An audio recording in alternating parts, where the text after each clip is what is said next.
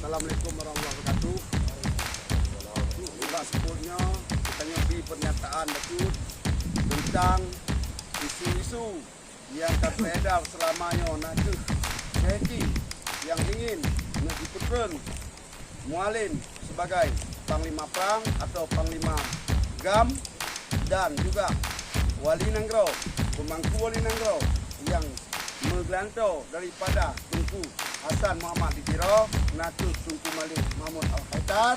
Sebab sebutnya tanya jajaran GAM membantu menyampaikan sapat balsigo macam walaupun Kiroro sapat atau 55 gro sapat yang pasti ni bak sebutnya nyo ubena Aceh Nagam mino ada 2 ro sapat. Uronya Lun selaku Pang Sumatera yang pernah juga memimpin di Sumatera. Lun mantan uronya.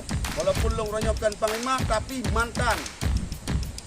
Gebak sebut uronya kamu nak putrang ro yang bahawa selamanya kamu difitnah dan dihina dan dicaci segala macam, yang bahawa dipegah Pang Sumatera dan kelompok Pang Sumatera hanya ingin lawan Muallim, ingin lawan Wali, dan ingin nak duk posisi Mujakir mana suputnya kamu penyatra ro.